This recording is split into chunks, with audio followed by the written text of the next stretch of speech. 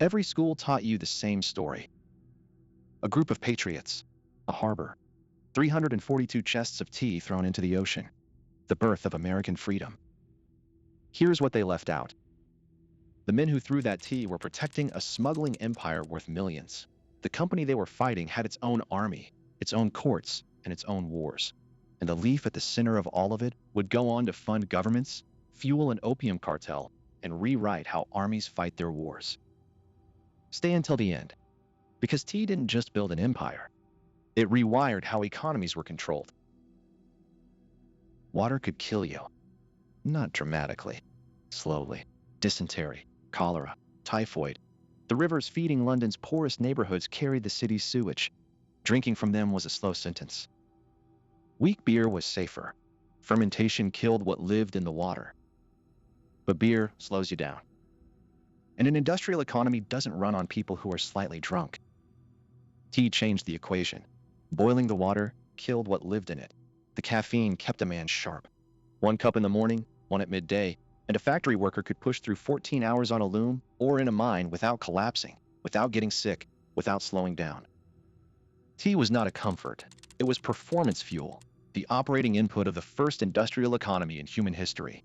Remove it, and the machine stops. The British understood this at the level of the state. And the company that controlled the supply of that fuel was not a government. It was a private corporation called the East India Company, with its own standing army, its own legal system, and the authority to negotiate treaties and wage war on behalf of the British Crown. It controlled the leaf, which meant it controlled the machine. Here's the version you were taught. The British Parliament taxed tea imported to the American colonies.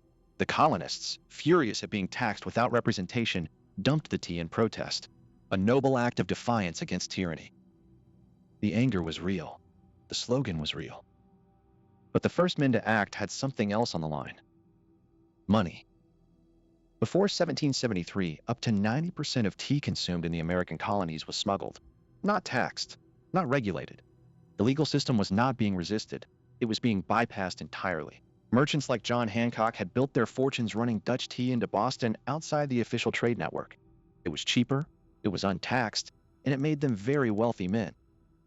Then Parliament passed the Tea Act. It did not raise taxes. It did something more dangerous to Hancock's business. It let the East India Company bypass the middlemen entirely, sell directly into the American market, cutting out every merchant and smuggler in the chain. Legal British tea, even with the existing tax included, became cheaper than contraband. The smuggling empire was not threatened by tyranny. It was threatened by a better price. The Boston Tea Party was not just rebellion. It was also a market move, a group of smugglers making sure a monopoly didn't erase them first. The men who organized it dressed as Mohawks to hide their identities.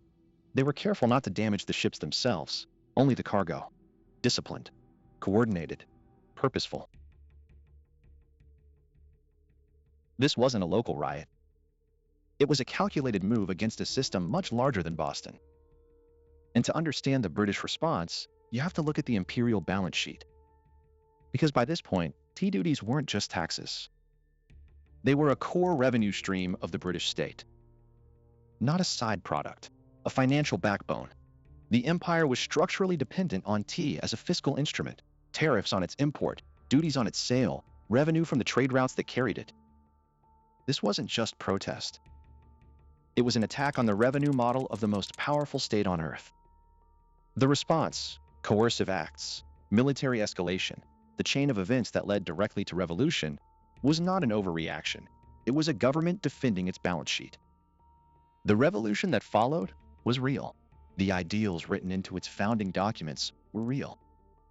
But the spark was lit by men protecting their margins. Britain lost the American colonies in 1783. It lost a market, but the addiction, its own populations, the one it had spent a century building, did not go away. The demand kept growing, and the only place producing tea at scale was China. The only solution was more tea, and the only place growing tea at scale was China. China had everything Britain needed, and China needed nothing Britain had. Their economy was self-sufficient. The only currency they accepted for tea was silver. Britain was running out of silver. The East India Company found another product. In Bengal, under direct EIC administration, farmers were pressured into growing opium.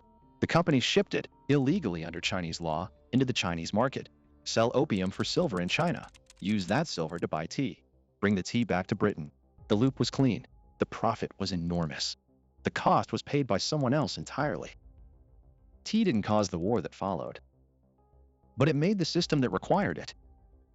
When the Qing government moved to shut the trade down, destroying over 1,000 tons of British opium stockpiles in 1839, Britain sent the Navy. The First Opium War ended with China forced open, Hong Kong ceded, and reparations paid for the drugs that had been destroyed. A sovereign nation, compelled by military force to keep accepting a trade that was killing its own people. Because of what tea had become. China had lost the war, but Britain still had a problem. China still controlled every tea plant on Earth.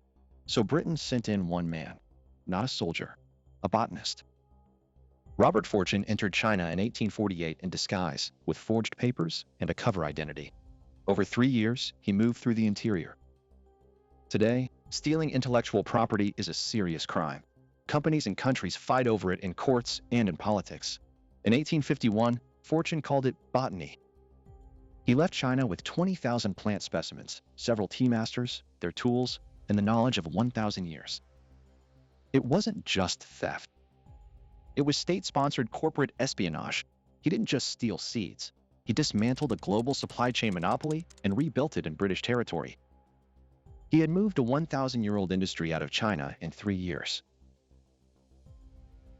The Assam region of northeastern India is jungle, dense, hot, malarial. To make it productive at the scale the British market required, plantation owners didn't just need workers.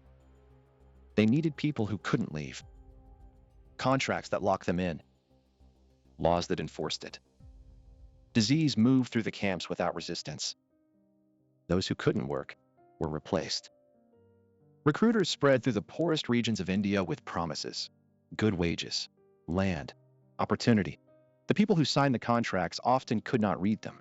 What the contracts said was that they were bound to the plantation for years, that abandoning the work was a criminal offense, that the debt they owed for transport, for food, for tools would be deducted from wages calibrated never to clear it. If you tried to leave, the law was not on your side. Disease moved through the labor camps without resistance. Workers too sick to harvest were not treated. They were replaced. The jungle around the estates held the evidence in unmarked ground. In London, the same decade saw the full flowering of afternoon tea. Bone china, silver spoons, cucumber sandwiches. The ritual of the 4 o'clock hour became the defining symbol of British civilization. Refinement, restraint, the quiet confidence of empire. The cup and the plantation existed at the same moment. One made the other possible. Neither was shown to the other. Before we end this video, there are 3 things your history teacher never told you. 1. In parts of Central Asia and Siberia, tea was not consumed. It was spent. For centuries, well, into the 19th century, compressed tea bricks circulated as currency across Mongolia, Tibet, and the Russian interior. Solid blocks of pressed leaf, stamped and traded like coins. You could buy a horse with tea, pay wages in tea, settle debts in tea. The value was real because the demand was real, and the supply was controlled. What made tea bricks different from paper money was simple. If everything collapsed, you could dissolve them in water and drink your savings. Few currencies in history ever worked like that. 2. There were moments in Britain when tea was not seen as a comfort, but as a threat. In the 17th and 18th centuries, pamphlets warned that tea was weakening men, softening them, making them unfit for labor or war. The science was fabricated, but the fear was not about health. It was about output. Tea had to be imported, paid for in silver. Every cup was money leaving the country. And worse, it created pauses. Moments where workers stopped. In an economy beginning to measure value in hours, that was a problem. A cup of tea gave people a reason to stop. And a system built on constant motion does not tolerate stillness. The campaign against tea was never about the leaf. It was about controlling time and what people did with it. 3. In June 1944, British tank crews in Normandy were stopping their vehicles and stepping outside to boil water, to make tea or food. A German tank commander, Michael Wittmann, drove straight into the column. In minutes, tanks were burning. Vehicles destroyed before crews could get back inside. In 1946, a British military medical survey found that 37% of all armored regiment casualties in the final months of the European War were men who had been outside their vehicles. The threat was real. Snipers, artillery, opportunistic armor. The open air around a parked tank in occupied France was not safe ground. The Army's response was not to ban the tea, it was to redesign the tank. The Centurion, introduced after the war, came fitted with a built-in electric boiling vessel in the crew compartment. Today, every British armored vehicle carries one. The Americans eventually added them to their Abrams tanks as well. Because behavior around tea was proving lethal, and the engineering solution was cheaper than changing the behavior. Modern armies carry kettles into combat because someone proved, in the fields of Normandy, that tea breaks used to cost lives. A leaf. It kept workers functional, funded governments, started wars, and built industries on bodies no one counted. 3 billion cups a day. Next time you boil water, remember what you're really making. Not just tea, but a system that ran on extraction, addiction, and people who didn't get to leave. The liquid is clean. The history isn't. Goodbye, my friend. I will see you in the next one.